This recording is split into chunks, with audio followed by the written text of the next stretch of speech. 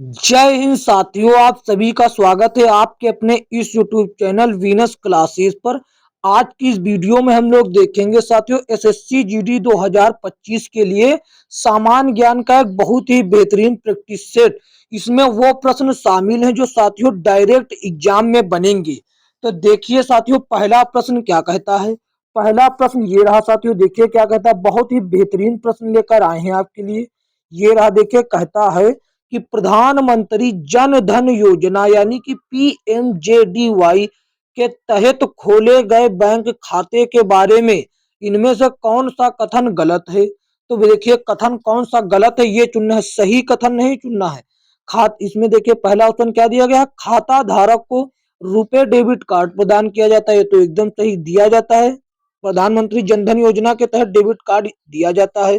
Bank से संबंधित असंबंधित व्यक्ति के लिए साधारण बचत बैंक खाता खोला जाता है, बिल्कुल खोला जाता है। पीएमजेडीवाई खातों में जमा राशि पर कोई ब्याज नहीं मिलता। भैया खाता कोई भी हो, यदि जमा राशि करेंगे तो उस पर ब्याज जरूर मिलेगा। यही देखिए पकड़ा गया, यही साथियों गलत ऑप्शन दिया गया। बाकी ये भी 10,000 ओवरड्राफ्ट की सुविधा भी दी जाती है जनधन में। ये साथियों देखिए खाता कोई भी हो, यदि राशि जमा है तो उस पर ब्याज अवश्य मिलेगा। तो ये साथियों हो जाएगा इसका सही जवाब। देखते हैं अगला प्रश्न। अगला प्रश्न ये रहा साथियों, देखिए क्या कहता है। अगला प्रश्न ये रहा, कहता है लेब्राडोर सागर और भूमध्य सागर किस महासागर का हिस्सा है। तो ये साथियों जो है लेब्राडोर और भूमध्य सागर ये अटलांटिक महासागर का हिस्सा है। किसका? अटलांटिक महासागर का हिस्सा है। अटलांटिक महासागर का हिस्सा है साथियों। और आपको बता दें लेब्राडोर और भूमध्य सागर जो है ये अटलांटिक महासागर का हिस्सा है। और लेब्राडोर जो सागर है वो कनाडा और ग्रीनलैंड के बीच में है। कहाँ? कनाडा, कनाडा और Canada and Greenland, green Greenland के मध्य में स्थित है साथियों। यहाँ पर लिख नहीं पाया, कोई दिक्कत नहीं। और ये जो साथियों भूमध्य सागर है जिब्राल्टर जल डमरू मध्य के द्वारा अटलांटिक महासागर से जुड़ता है। कौन सी? जिब्राल्टर। यहाँ पर लिख देते हैं, देखिए जिब्राल्टर, जिब्राल्टर, जिब्राल्टर, जिब्राल्टर जल डमरू मध्य के जल जल डमरू मध्य के द्वारा साथियों अटलांटिक महासागर में जुड़ता है। देखते हैं अगला प्रश्न। अगला प्रश्न ये रहा साथियों, देखिए क्या कहता है। कहता है कि प्यूर्टो रिको खाई निम्नलिखित में से किस महासागर में स्थित है। प्यूर्टो रिको खाई जो है किस महासागर में स्थित है साथियों। ये जो प्यूर्टो रिको खाई इसको गर्त भी कह सकते हैं। इसको गर्त यानी कि गड्ढा कह सकते हैं, गहरा जो होता है। और ये साथियों कहाँ पर है? ये साथियों जो है अटलांटिक महासागर में। ये भी है कहाँ? अटलांटिक महासागर में है। लेकिन लेकिन एक बात है, ये प्यूर्टो रिको गर्त जो है ये दुनिया का दूसरा सबसे गहरा है। तो पहला कौन है? पहला साथियों है मेरियाना गर्त। क्या है? मेरियाना गर्त सबसे अधिक लंबा है, वो गहरा है साथियों। मेरियाना गर्त। वो कितना गहरा है मेरियाना गर्त? मेरियाना गर्त जो है ये साथियों 11,034 मीटर है। 11,034 मीटर। और ये जो साथियों कौन प्यूर्टो रिको खाई है ये साथियों 8648 8,648 8,648 मीटर है। 8,648 मीटर गहरा है। और ये दूसरा है, ये पहला है। देखते हैं अगला प्रश्न, इसका सही जवाब ऑप्शन सी होगा।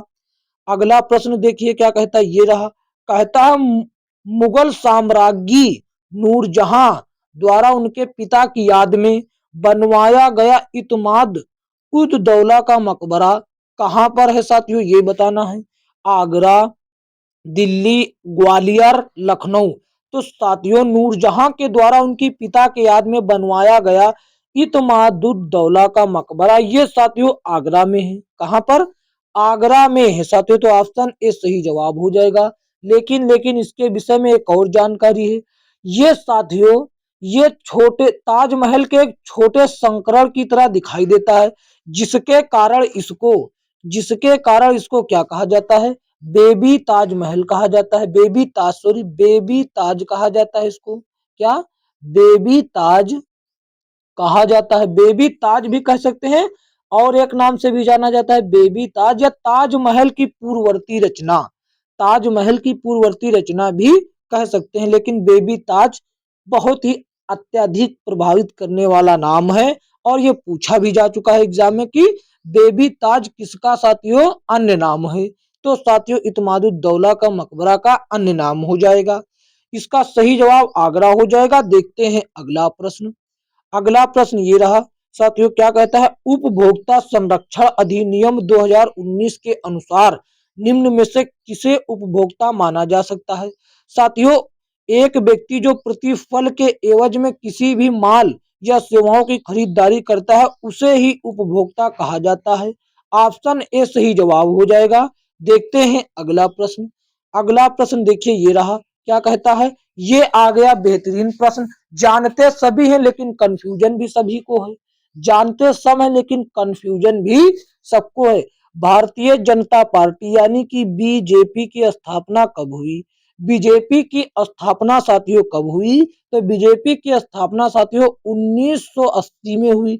अब किसके द्वारा हुई ये आपको कमेंट करके बतलाना है साथियों। ये आपको कमेंट में उत्तर देना है कि किसके द्वारा बीजेपी की स्थापना की गई। देखते हैं अगला प्रश्न। अगला प्रश्न ये रहा साथियों, क्या कहता है, निम्नलिखित में से किस राष्ट्रीय आंदोलन में पहली बार बड़े पैमाने पर महिलाओं की भागीदारी देखी गई। तो साथियों सविनय अवज्ञा आंदोलन में, साथियों पहली सविनय अवज्ञा आंदोलन में महिलाओं की बड़े पैमाने पर भागीदारी देखी गई। तो ऑप्शन सी जो है करेक्ट जवाब हो जाता है। ऑप्शन सी जो है एकदम सही जवाब हो जाता है। सविनय अवज्ञा आंदोलन महात्मा गांधी के नेतृत्व में किया गया था और 78 अनुयायियों के साथ साबरमती से दांडी तक, ये वही दांडी मार्च वाला जो नमक सत्याग्रह आंदोलन था उससे ही संबंधित यह सविनय अवज्ञा आंदोलन है साथियों। 12 मार्च 6 अप्रैल 1930 तक नमक कानून को तोड़ने के लिए के साथ प्रारंभ हुआ था और इस आंदोलन में साथियों पहली बार महिलाओं की राष्ट्रीय आंदोलन में बड़े पैमाने पर भागीदारी देखी गई थी। ऑप्शन सी सही जवाब होगा। देखते हैं अगला प्रश्न। अगला प्रश्न देखिए मित्रों क्या कहता है, ये रहा, कहता है कि प्रोटोजोआ किस रोग का किस रोग के रोग कारक होते हैं। रोग कारक का मतलब किस रोग को फैलाते हैं। ये जो प्रोटोजोआ है ये किस रोग को फैलाते हैं। ये साथियों मलेरिया रोग को फैलाते हैं। प्रोटोजोआ जो होता है वो मलेरिया रोग को फैलाते हैं। और ये साथियों कौन, प्लाज्मोडियम वाइवैक्स प्रोटोजोआ के कारण होता है और इसका वाहक ये साथियों मादा एनाफिलीज मच्छर के कारण फैलता है। एक व्यक्ति से मान लीजिए किसी में हुआ तो यह मादा एनाफिलीज मच्छर से इधर से उधर ट्रांसफर हो जाता है। समझ गए ना आप। ऑप्शन बी सही जवाब हो गया। देखते हैं अगला प्रश्न। अगला प्रश्न ये रहा साथियों, क्या कहता है, मिट्टी की मिट्टी की सबसे निचली परत को क्या कहा जाता है। मिट्टी की सबसे निचली परत को साथियों तल शैल कहा जाता है या आधारशिला। तल शैल या फिर आधारशिला कह सकते हैं। ऑप्शन सी सही जवाब हो जाएगा। देखते हैं अगला, आधार शैल नहीं कहेंगे साथियों, आधार शैल नहीं आधारशिला कह सकते हैं। आधार शैल नहीं आधारशिला कह सकते हैं साथियों, समझे। यहाँ पर कंफ्यूजन हो सकती है आपको, आधारशिला कह सकते हैं आधार शैल नहीं। तो ये देखिए यहाँ पर कंफ्यूजन ना हो इसलिए मैंने लिख दिया, ये गलत हो जाता है। उत्तल शैल साथियों दिया है तो आधार में कंफ्यूजन नहीं होना चाहिए। ऑप्शन सी सही जवाब हो जाएगा। देखते हैं अगला प्रश्न। ये आ गया साथियों बहुत बेहतरीन प्रश्न। कहता है तंजावुर का बृहदीश्वर मंदिर जिसे पेरिया कोइल या बड़ा मंदिर भी कहा जाता है किस भारतीय राज्य में स्थित है। कर्नाटक, तमिलनाडु, महाराष्ट्र, केरल, ये किस राज्य में स्थित है। ये साथियों ये जो है तमिलनाडु में स्थित है। कहां पर, तमिलनाडु के तंजावुर में स्थित है। तमिलनाडु के तंजावुर में स्थित है साथियों। और इसको किसने बनवाया था, इसको साथियों चोल शासक चोल शासक चोल शासक बनवाया था। चोल के शासक राजा राज प्रथम ने बनवाया था। राजा राज प्रथम ने बनवाया था। समझ गए ना। देखते हैं अगला प्रश्न। इसका सही जवाब साथियों ऑप्शन बी होगा। ऑप्शन बी देखिए, ये रहा उसका ऑप्शन बी सही जवाब था। ये रहा 31 नंबर प्रश्न। कहता है बाबर ने किस नाम की युद्ध पद्धति की शुरुआत की, जिसमें साथियों सेना को विभिन्न डिवीजनों में विभाजित कर दिया जाता था ताकि दुश्मन को हर तरफ से घेरा जा सके। ये साथियों तुलुगमा युद्ध नीति थी, तुलुगमा युद्ध पद्धति। ये साथियों 1526 में हुए पानीपत के प्रथम युद्ध में अपनाई थी। किसने? बाबर ने। और किसको हरा दिया था? लोधी को हरा दिया था साथियों। लोधी से सामना था इब्राहिम लोधी, जो लोधी वंश के शासक थे इब्राहिम लोधी, उससे सामना था। तो साथियों तुलुगमा युद्ध नीति को बाबर ने अपनाया था। और इसमें तुलुगमा युद्ध नीति में क्या होता है साथियों, सेना को विभिन्न डिवीजनों में विभाजित कर दिया जाता है ताकि दुश्मन को हर तरफ से घेरा जा सके। जबकि बाबर के पास सेना कम थी उस समय, फिर भी तुलुगमा नीति को अपनाकर फिर भी बाबर ने इब्राहिम लोदी को हरा दिया था। ऑप्शन डी सही जवाब हो जाएगा। देखते हैं अगला प्रश्न। अगला प्रश्न ये रहा। कहता है, क्या कहता है? कहता है कि भारतीय रिजर्व बैंक के संबंध में, यानी कि आरबीआई के संबंध में निम्नलिखित में से कौन सा कथन जो है वो सही नहीं है, ये आपको बताना है। तो देखिए, आरबीआई देश के विदेशी मुद्रा का भंडार भंडार का संरक्षक है, बिल्कुल सही है, भंडार का संरक्षक है। और देखिए क्या कहता है, आरबीआई सरकार का बैंक है, बिल्कुल सही। आरबीआई जो है ये सरकार का बैंकर भी है, और आरबीआई जो है बैंक का बैंक भी है, बैंकर का बैंक भी है। लेकिन जो बच गया यही गलत हो जाएगा, ये नहीं है। ऑप्शन डी में देखिए क्या दिया, आरबीआई केंद्र सरकार के लिए वार्षिक बजट तैयार करता है। ये साथियों वित्त मंत्रालय के आर्थिक विभाग तैयार करते हैं। वित्त मंत्रालय में तैयार किया जाता है, वित्त मंत्रालय के द्वारा तैयार होता है साथियों। ये बात याद रखेंगे, वित्त मंत्रालय के द्वारा वार्षिक बजट तैयार किया जाता है। तो ऑप्शन डी साथियों जवाब हो जाएगा, यही सही नहीं है, बाकी ये तीनों सही है। तो ऑप्शन डी इसका सही जवाब हो जाएगा। देखते हैं अगला प्रश्न।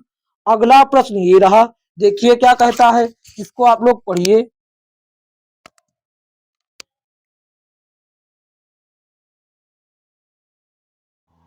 देखिए क्या कहता है भारी उद्योग भारी उद्योग और सार्वजनिक उद्यम मंत्रालय द्वारा जारी दिशा निर्देश के अनुसार महारत्न, ये पढ़िए साथियों, ये महारत्न का दर्जा प्राप्त करने हेतु या पात्र होने के लिए केंद्रीय सार्वजनिक क्षेत्र की उद्यम को निम्नलिखित में से कौन सी शर्त को पूरा होना चाहिए? कौन सी शर्त को पूरा होना चाहिए? तो साथियों ये महारत्न देखिए यहाँ पर लिखा हुआ, इसको ध्यान में जरा रखिए। ये दर्जा प्राप्त करने के लिए सबसे पहले किसी उद्योग या सार्वजनिक क्षेत्र को उद्यम को साथियों नवरत्न का दर्जा प्राप्त होना चाहिए, वो महारत्न का दर्जा प्राप्त कर लेगा। इसकी यही शर्त है कि उसे पहले नवरत्न का दर्जा प्राप्त होना चाहिए, पहले उसे नवरत्न का दर्जा प्राप्त होना चाहिए। तो ऑप्शन डी साथियों सही जवाब हो जाएगा। क्या? ऑप्शन डी जो है सही जवाब हो जाएगा। देखते हैं अगला प्रश्न। अगला प्रश्न देखिए साथियों क्या कहता है, ये रहा अगला प्रश्न। क्या कहता है कि भारी उद्योग और सार्वजनिक, ये साथियों फिर से रिपीटेड प्रश्न है, ये रिपीटेड प्रश्न हो गया। ये आ गया बेहतरीन प्रश्न फिर से साथियों। देखिए क्या कहता है कहता है कि निम्नलिखित में से किस बाघ अभ्यारण्य को 10 वर्षों के लक्ष्य के स्थान पर 4 वर्षों में बाघों की संख्या को दोगुना करने के लिए नवंबर में पहला अंतरराष्ट्रीय पुरस्कार टी एक्स टू प्रदान किया गया है? तो किसे साथियों प्रदान किया गया? ये पीलीभीत बाघ अभ्यारण्य को, ये उत्तर प्रदेश में है। पीलीभीत बाघ अभ्यारण्य को, इसको साथियों 10 वर्ष का लक्ष्य दिया गया था कि बाघ की संख्या को दोगुना कर दिया जाए, लेकिन इसने साथियों 4 वर्ष में ही बाघ की संख्या दोगुना कर दी। तो इसीलिए इसे कौन सा पुरस्कार दिया गया? इसीलिए इसे T2X का वो पुरस्कार प्रदान किया गया। तो ऑप्शन डी इसका सही जवाब हो जाता है। देखते हैं अगला प्रश्न। अगला प्रश्न ये रहा साथियों 35 नंबर प्रश्न। क्या कहता है? कहता है कि साथियों फारसी इतिहासकारों ने मुस्लिम सुल्तानों का वर्णन इस रूप में किया। किस रूप में किया ये आपको बताना है। ईश्वर के शागिर्द, ईश्वर के अवतार, ईश्वर की छाया, ईश्वर के अनुयायी। तो साथियों जो फारसी इतिहासकार थे वे जो है मुस्लिम सुल्तानों को ईश्वर का प्रतिबिंब मानते थे, तो इसीलिए ईश्वर की छाया के रूप में उनका वर्णन किया। तो ऑप्शन सी साथियों सही जवाब हो जाता है। ऑप्शन सी जो है करेक्ट जवाब हो जाता है। देखते हैं अगला प्रश्न। अगला प्रश्न भी बहुत ही बेहतरीन प्रश्न है। कहता है गीता रहस्य। क्या है? गीता रहस्य। गीता रहस्य पुस्तक, गीता रहस्य पुस्तक किसने लिखी? जो म्यांमार यानी कि बर्मा भी कहा जाता था पहले इस देश को, कि मांडले जेल में उनके द्वारा भगवत गीता पर लिखी गई एक टीका है। लाला लाजपत राय, बाल गंगाधर तिलक, अरबिंदो घोष, सुभाष चंद्र बोस। ये साथियों देखिए, ये साथियों किसके द्वारा लिखी गई? ये बाल गंगाधर तिलक के द्वारा लिखी गई है। ये साथियों जब मांडले जेल में थे, बर्मा के मांडले जेल में या म्यांमार के मांडले जेल में थे, तब उन्होंने भगवत गीता पर कर्म योग पुस्तक लिखी जिसका नाम गीता रहस्य था। तो ऑप्शन बी सही जवाब हो जाएगा। देखते हैं अगला प्रश्न। अगला प्रश्न ये रहा साथियों। क्या कहता है? क्या कहता, किसी द्रव का उसके क्वथनांक के कम किसी भी तापमान पर गैस में परिवर्तन इस नाम से जाना जाता है। साथियों उसको वाष्पीकरण कहा जाता है। क्या? वाष्पीकरण कहा जाता है मित्रों। यदि वो क्वथनांक के कम किसी भी तापमान पर गैस में परिवर्तन हो रहा है तो उसको वाष्पीकरण कहा जाएगा। यदि कोई साथियों द्रव है, ये द्रव है, इसका क्वथनांक मान लीजिए 100 सेल्सियस डिग्री है, मान लीजिए यदि उसको हम 90 पर गर्म करें ये फिर भी भाप बनकर उड़ेगा, क्योंकि जब लगातार गर्म करेंगे तो ये भाप बनकर उड़ेगा, तो उसको वाष्पीकरण कहा जाएगा। ऑप्शन डी सही जवाब है। देखते हैं अगला प्रश्न। ये आ गया बेहतरीन प्रश्न। कहता है किस संशोधन अधिनियम के अनुसार बेटे बेटियों और उनकी माताओं को पारिवारिक संपत्ति में बराबर हिस्सा प्रदान किया गया? तो साथियों कौन सा संशोधन है? वो हिंदू उत्तराधिकार संशोधन अधिनियम 2005 के तहत बेटी बेटियां और बेटा और बेटी बेटा बेटी और माता यानी 3 लोग हैं मान लीजिए, तो तीनों में बराबर संपत्ति का हिस्सा प्रदान किया जाएगा। साथियों प्रदान किया जाएगा, तीनों को बराबर हिस्सा प्रदान किया जाएगा। समझ गए ना? ना कि बेटा ही लेगा, ना कि बिटिया ही, ना कि माता ही, यानी तीनों बराबर हिस्सा लेंगे। ऑप्शन सी सही जवाब हो जाता है। देखते हैं अगला प्रश्न साथियों क्या कहता है। अगला प्रश्न ये रहा। कहता है क्या कहता है कि निम्नलिखित में से कौन सी स्थिति जो है चाय के बागानों को नुकसान पहुंचा सकती है? ये सभी साथियों एसएससी जीडी में पूछे गए प्रश्न हैं। एसएससी जीडी में पूछे गए प्रश्न हैं, ना कि हम इनको मनगढ़ंत तरीके से लेकर आ गए हैं। तो साथियों जो चाय के बागानों को नुकसान पहुंचा सकती है, 35 सेल्सियस से अधिक तापमान है, ये चाय के बागानों के लिए हानिकारक होता है। तो ऑप्शन ए सही जवाब हो जाएगा। जबकि छायादार वृक्षों के वृक्षा नीचे रोपण जो होगा ये तो एकदम सही है। 150 से 300 सेंटीमीटर के बीच वर्षा भी सही, गर्म और आर्द्र जलवायु दोनों ये सब सही, लेकिन ये हानिकारक होता है। देखते हैं अगला प्रश्न। अगला प्रश्न देखिए साथियों क्या कहता है। ये रहा। कहता है लेटेराइट मिट्टी में निम्नलिखित में से किस ऑक्साइड की कमी पाई जाती है? किस ऑक्साइड की कमी पाई जाती? तो सिलिकॉन ऑक्साइड की कमी पाई जाती है। कौन?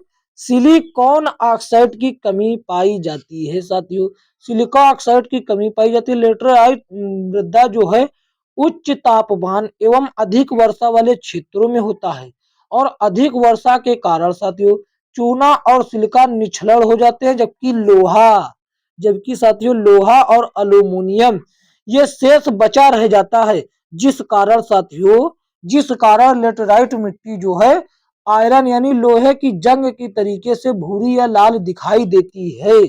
साथियों समझ गए ना? ऑप्शन ए लेकिन इसका सही जवाब होगा, इसमें सिलिकॉन ऑक्साइड की कमी होती है। तो ऑप्शन ए इसका सही जवाब हो जाएगा। साथियों आज की वीडियो में इतना ही। साथियों यदि यह वीडियो अच्छा लगा है तो इसको एक प्यारा सा लाइक कर दे, प्यारा सा लाइक कर दे और अपने दोस्तों में शेयर कर दे। और चैनल पर न तो चैनल को सब्सक्राइब कर ले साथियों, क्या कर ले? चैनल को सब्सक्राइब जरूर कर दे साथियों। और वीनस क्लासेस यूट्यूब चैनल को सब्सक्राइब करें। और साथियों बने रहिए हमारे साथ, हम लगातार प्रैक्टिस सेट सॉल्यूशन करवा रहे हैं। पेपर जब तक होंगे तब तक को आपको हम इतना प्रैक्टिस सेट सॉल्व करवा देंगे जो आपके लिए साथियों पर्याप्त होगा। रीजनिंग, हिंदी, जीके, जीएस और मैथमेटिक्स सभी के प्रैक्टिस सेट सॉल्व करवा रहे हैं। ये देखिए 21 नंबर से प्रश्न स्टार्ट थे, इससे पहले 20 नंबर 1 से 20 नंबर तक रीजनिंग के प्रश्न थे। साथियों मिलेंगे किसी अन्य वीडियो में, तब तक के लिए जय हिंद जय भारत।